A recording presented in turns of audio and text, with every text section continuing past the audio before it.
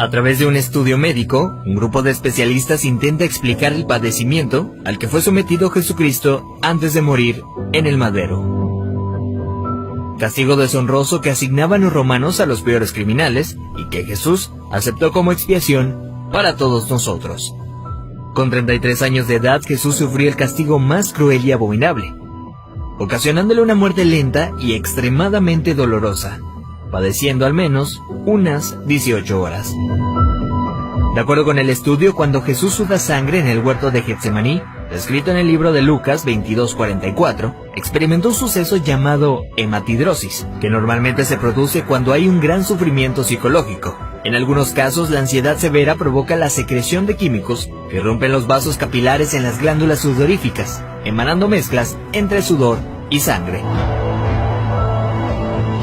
La madrugada en la que Jesús fue arrestado, ya debilitado por lo que le habría sucedido en el huerto, fue llevado ante Sanedrín y Caifás, el sumo sacerdote. Fue golpeado por los soldados, quienes le pusieron una venda en los ojos para burlarse de él, le escupían y le abofeteaban. Para este entonces, a raíz de los golpes, ya su rostro empezaba a hacerse irreconocible debido a la hinchazón.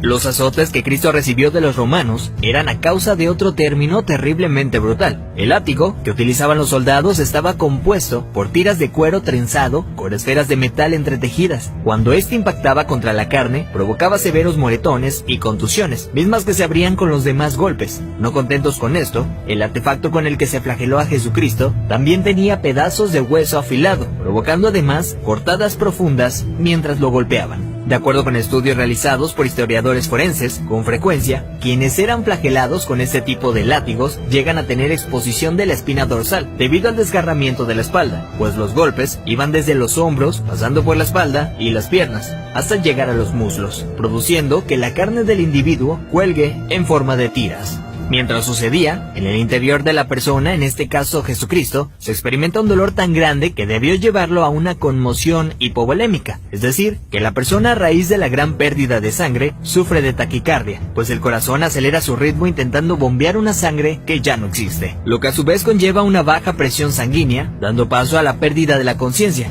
Al mismo tiempo, los riñones dejan de producir orina para mantener el volumen restante. Las personas empiezan a sentir una sed intensa, como reacción del cuerpo para intentar reponer la sangre perdida. Para ese entonces Jesús estaba tan débil que caminar debió ser extremadamente difícil. Aún así tuvo que cargar el pesado madero de aproximadamente 75 kilogramos hacia el lugar de su ejecución. Durante el trayecto nuestro Señor fue humillado, escupido, despreciado por la multitud hasta que se desplomó. Evento que sirvió para que un soldado romano le diera la orden a Simón que llevara el madero un tiempo por él.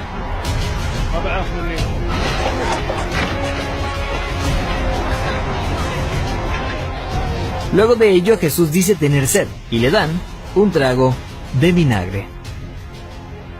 Los criminales condenados a esta pena eran amarrados. No obstante, a Jesús le clavaron de forma horizontal, con las manos abiertas. La viga llamada patibulum aún no se había unido al madero, colocado de forma vertical permanente. Los clavos que se usaban para este hecho eran de entre 13 a 18 centímetros de largo, afilados en punta, con el objetivo de que éste atravesara el nervio mediano. Al romperse ese tendón y poner las muñecas clavadas, Jesús fue forzado a utilizar todos los músculos de su espalda desgarrada para poder respirar. Ya colgado, casi sin poder respirar, al clavarle los pies en el madero, triturando los nervios de los pies, debió haber sufrido dislocación de los hombros, situación que se confirma en el Salmo 22:14, cuando dice: «Dislocados están todos mis huesos». Lo siguiente es una muerte lenta por asfixia.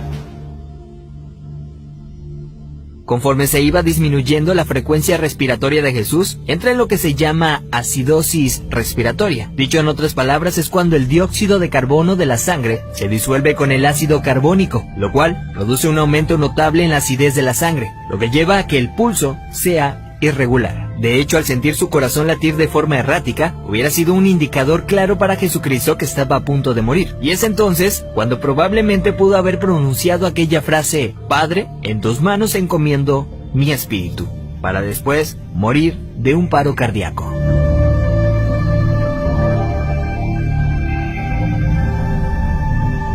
A diferencia de otros crucificados, los huesos de Jesús no fueron quebrados. Esto lo hacían para evitar que las personas que pasaban por esto subieran las piernas hacia arriba y con estas se ayudaran para poder respirar. Así, la muerte era rápida en cuestión de unos minutos. Sin embargo, Jesús no pasó por esto, y se sabe porque en registros romanos, allá 2 años después, soldados describen el hecho, confirmando lo que ya estaba predicho en el Antiguo Testamento acerca del Mesías, donde se menciona que ningún hueso será quebrado. Salmos 34:20. Según dichos registros, un soldado romano clavó en Jesús una lanza en el costado derecho para confirmar su deceso. La lanza penetró el corazón, por tanto cuando sacó la lanza, del orificio salió un fluido claro como el agua, seguido de un gran volumen de sangre, tal como lo describe el apóstol Juan en su Evangelio, testigo presencial de los hechos.